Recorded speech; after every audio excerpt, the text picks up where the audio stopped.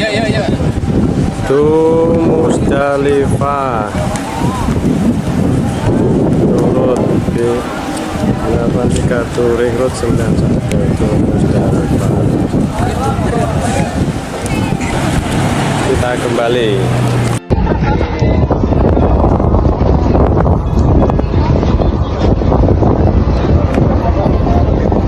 Jam-jam. Lari. Aman.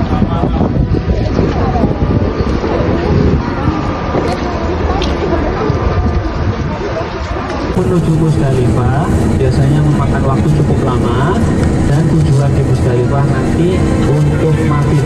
Bapak Ibu sekalian, di sebelah kiri kita ya terlihat menara-menara ya. Nah itu agak depan ya.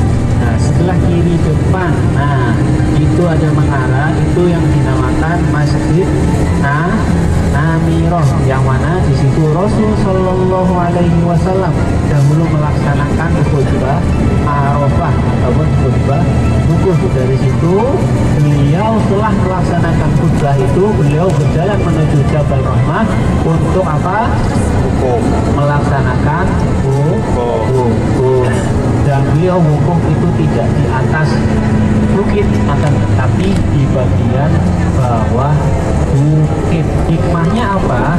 Kalau saja dahulu Rasul Shallallahu Alaihi Wasallam wukufnya di atas bukit, maka bagaimana keadaan sekarang? Jutaan orang pengen naik bukit semua, tentu bukitnya tidak cukup. Nanti yang di bawah bukit malah batal wukufnya. Maka dari itu hikmah daripada Rasul Shallallahu Alaihi Wasallam wukufnya di bawah bukit. Jadi jemaah haji bisa wukuf di tenda masing-masing. Kalau kita dengar cerita jemaah dahulu ya, itu kan wukuf siang ya. Wukuf itu kan dari biasanya sudah persiapan dari zuhur ya. Sebelum zuhur berarti sudah berangkat ke sini ke Arafah. Habis zuhur khutbah Arafah, habis itu nanti langsung wukuf. Zaman dulu mungkin banyak sekali jamaah yang menggunakan tenda-tenda apa namanya, tenda-tenda camping yang dulu gitu ya. Kalau sekarang sudah disediakan tenda-tenda dari pemerintahan, sehingga wukuf itu sudah tidak begitu susah seperti dulu karena sudah dimudahkan. Jemaah sekalian, sekarang tanggal ceritanya kan kita ceritanya sekarang sedang berhaji. Sekarang jamaah tanggal 9, saat sudah terbenamnya matahari, kita mulai berjalan atau menaiki bis dari Arafah menuju ke Musdalifah. Untuk apa? Untuk maghrib. Apa itu maghrib? Jadi nanti sampai Musdalifah, Bapak Ibu sekalian tidur di sana ya. Tidur di sana, nanti di sana disediakan tenda-tenda juga ya. Tenda yang bawahnya pakai karpet, atasnya beratapkan langit. Apa nggak ada tenda yang kerabat? Karena hanya cuma sebentar saja, dan itu waktunya di malam hari. Jadi tendanya itu hanya untuk membatas bahwa ini adalah tempatnya orang Indonesia dari kloter SOC 37, misal seperti itu. Maghrib di Musdalifah, dan juga saat di Musdalifah jamaah sekalian biasanya persiapan untuk lempar jumroh. Makanya saat di Musdalifah mulai mengambil batu kerikil. Jadi nanti saat sudah di Musdalifah kita akan banyak sekali menjumpai batu kerikil.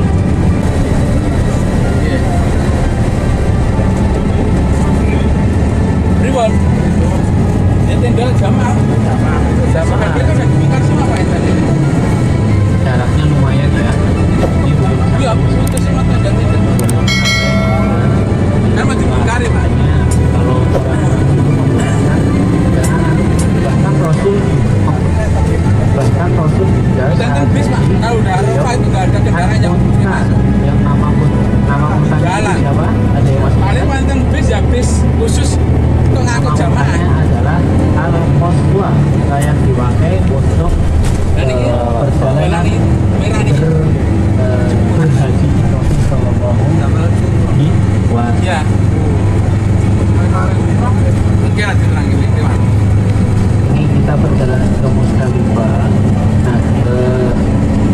pertengahan jalan ini, di sebelah kanan di bawah bukit itu ada seperti tembok ya seperti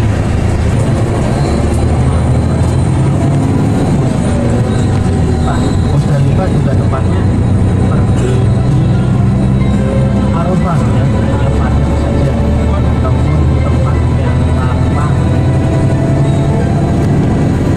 Ini kalau hari ini kita berangkat itu bisnya lancar, berangkat musim haji, perjalanan dari Arafah ke Musdalifah itu memakan waktu berjam-jam karena padatnya kendaraan yang hilir mudik dari Arafah menuju ke Musdalifah. Makanya jalan yang kita lalui di sini itu jalannya luas ya. Ini jalannya akan ramai hanya kapan? Waktu haji. haji saja.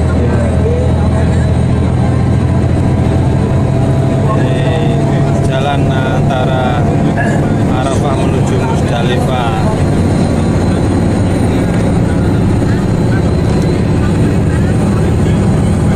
Sebelah kanan kita ya. Sebelah kanan kita kan ada bukit ya. Mas, sebelah kanan. Sebelah kanan kita ada bukit.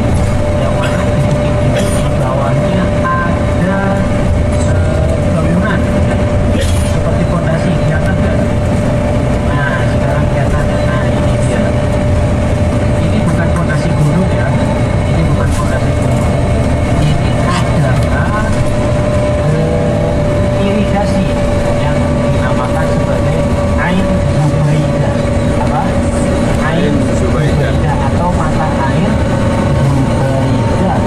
Ini jadi dulu saat zaman Harun Ar-Rasyid, beliau memiliki istri bernama Zubaidah.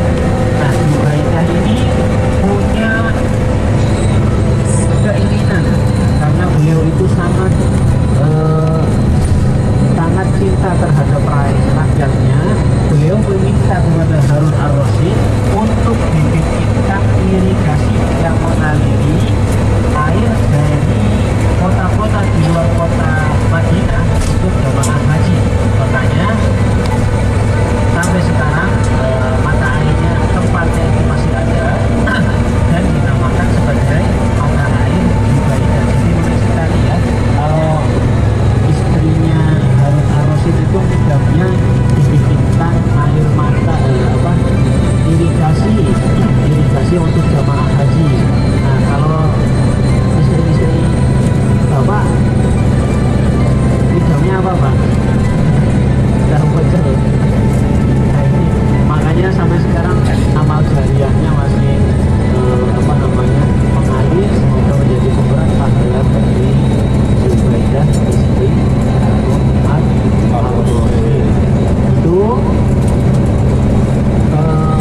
sangat, air mata itu sangat berguna sekali bagi jemaah haji karena di daerah Arafah, Musdalifah dan Mina dahulu tidak ada mata air.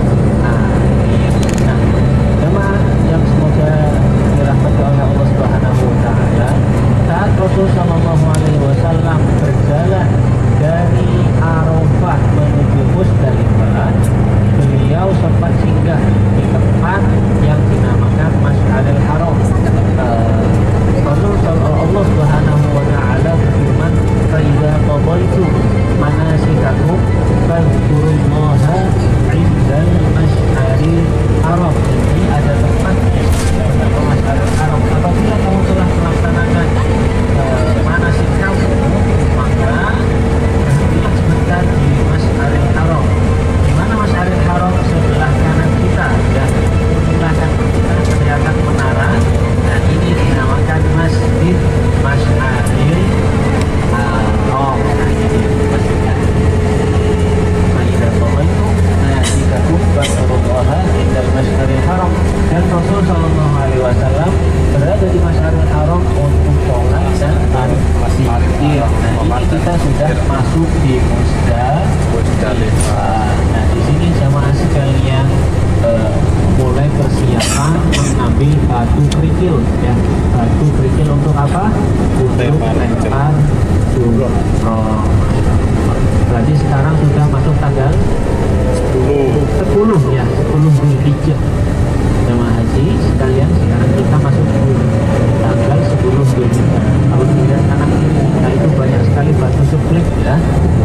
batu bukan untuk bikin fondasi, tapi itu batu yang nanti akan dimanfaatkan oleh jamaah haji. Nah, yang akan dimanfaatkan oleh Bapak Ibu sekalian calon haji 2026 untuk melempar umroh. Nah, jadi nggak perlu bawa dari hotel, cukup di Musdalifah saja, insya Allah batunya banyak. Kalau mau, ya batunya diambil, bisa buat apa? Bikin fondasi. Ini kita sekarang ada di Musdalifah, ya. Kanan kiri kita ya biasanya hanya ada sekat-sekat, sekat untuk menandai ini jamaah dari kloter mana, kloter SPC atau kloter dari daerah.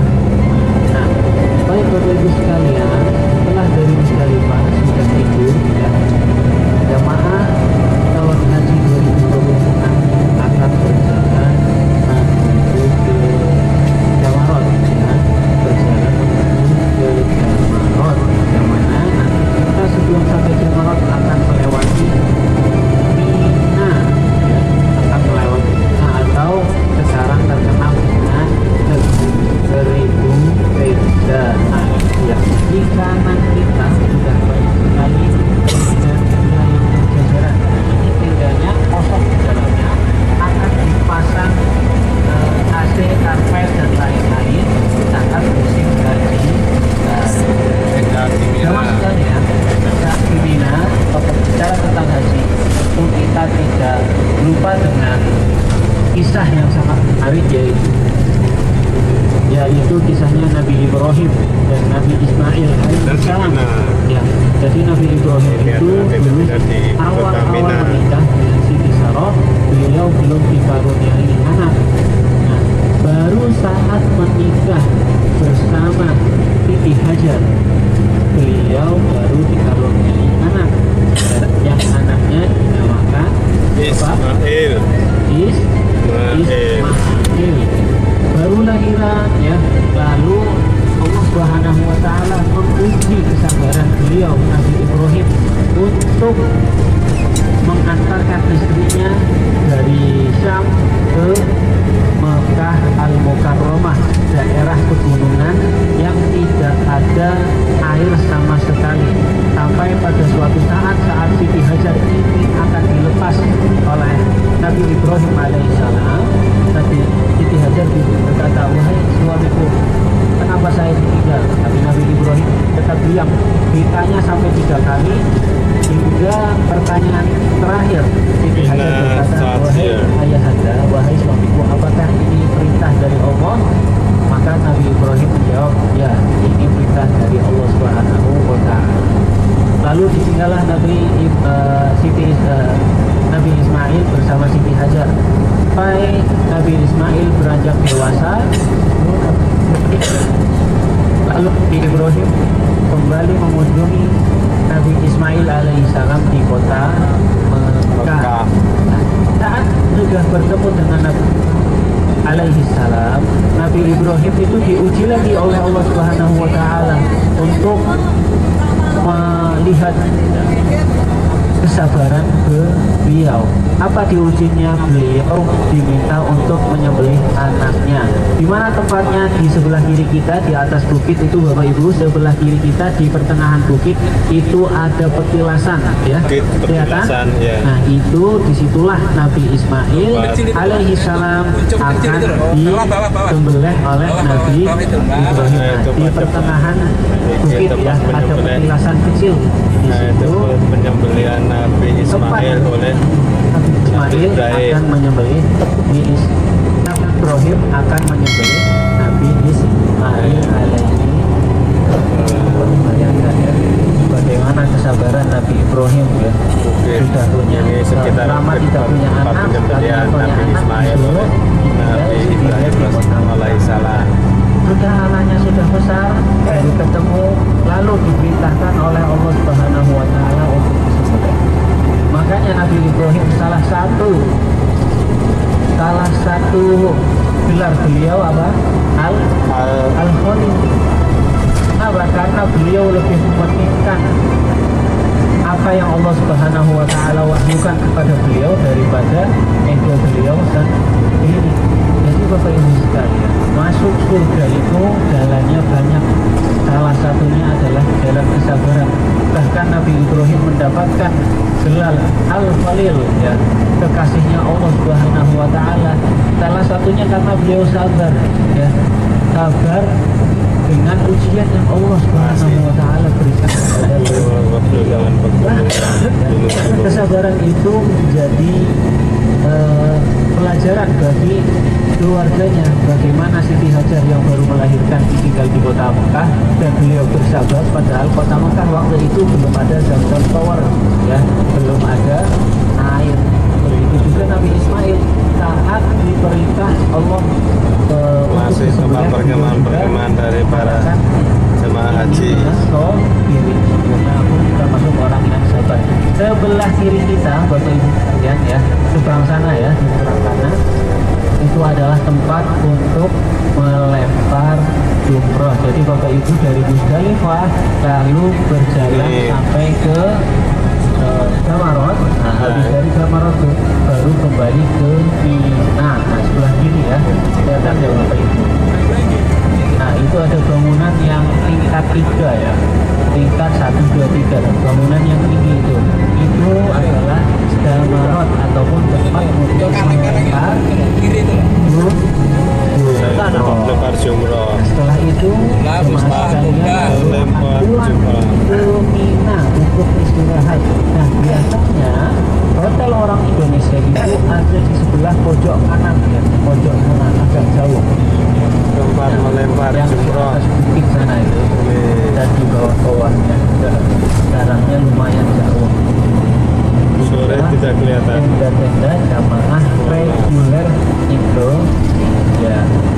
Jemaah sekalian, sudah persiapan untuk lempar jumroh? Belum. Insya Allah. Harus siap, ya? Insya Allah.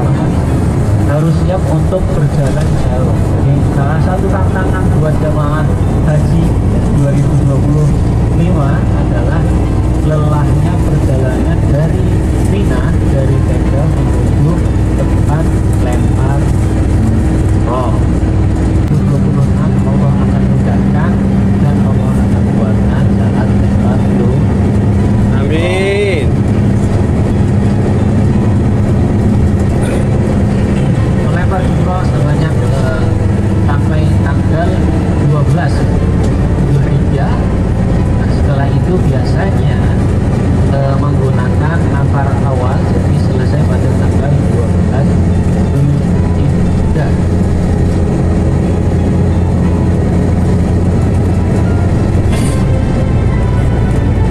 Jadi setelah selesai maka resmilah jamaah umroh Zamzam tanggal 13 Juli, ya, plus Dubai sekarang sudah menjadi haji 2020.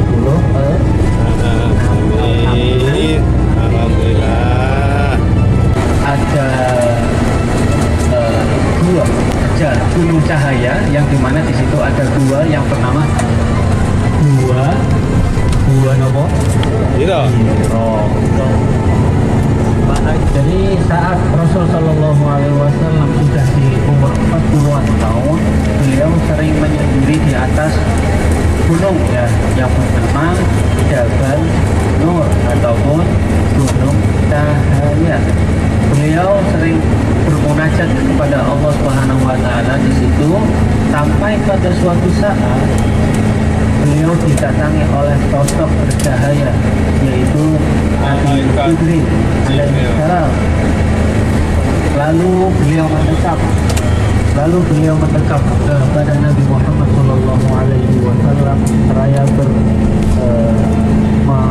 mengirimkan wahyu yang berbunyi Iqra. Lalu Rasul Shallallahu Alaihi Wasallam, nah Nabi sesungguhnya Aku tidak bisa sesungguhnya membaca. aku bukanlah orang yang membaca. Iqra. Lalu turunlah ayat surat Al-Alaq dari 1 sampai Iqra. Bismillahirrahmanirrahim.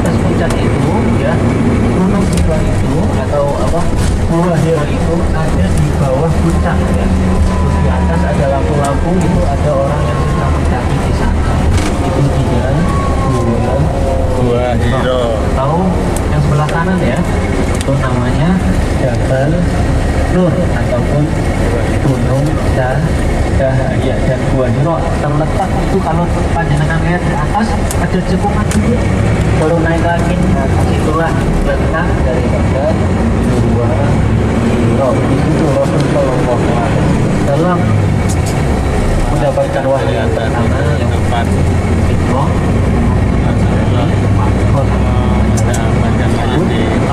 apa tuh yang mahal menciptakan 5 terima sekali ya. Tentu ini menjadi hikmah yang sangat luar biasa bagaimana Islam mengajarkan kepada umatnya ya, melalui ayat Iqra itu agar selalu berkembang. Para ulama itu mengatakan perbedaan orang hidup dan orang yang mati adalah dengan membaca. Artinya saat kita hidup ya, maka kita harus selalu berkembang. Bagaimana cara berkembang? Dengan membaca. Banyak talas, banyak gadis sedang mengupas. Berbuat baik mesti ikhlas, tak usah berharap manusia membalas. Yang berikutnya, elang terbang jauh melayang, hinggap sebentar di atas tiang. Siapa yang sifatnya penyayang, pasti dia akan disayang. Masya Allah. Di depan Ka'bah hati bersemi, mata terharu melihat kebesaran ilahi. Semoga semua dosa terhapus dari diri dan menjadi hamba yang lebih baik lagi. Yang berikutnya, masih mau lagi? Nah, pergi ke Mekah dengan hati riang, membawa bekal doa dan sembahyang. Semoga ibadah diterima dengan senang dan pulang membawa berkah yang terang. Lagi ya, di Masjidil Haram penuh sesak dan bau bukur, namun hati tetap terasa sejuk dan penuh syukur. Senang bahagia umroh bersama Zam-Zam Tour. Semoga jadi umroh yang mabrur, amin. Hari ini kita ziarah di tanah suci, penuh bahagia dan senang hati. Semoga tahun depan bisa umroh dan haji dibimbing Ustadz Qoyis dan Ustadz Dendi. Alhamdulillah, Bapak Ibu semua, mudah-mudahan Allah kabulkan harapan-harapan kita, amin ya rabbal alamin. Alhamdulillah, tanggal beberapa hari kita di tanah suci ini. Untuk teknis besok, insya Allah pagi acaranya masih free, cuman besok Bapak Ibu acara sorenya ada estafet betul, nanti mulai maghrib bisa langsung ke Armada.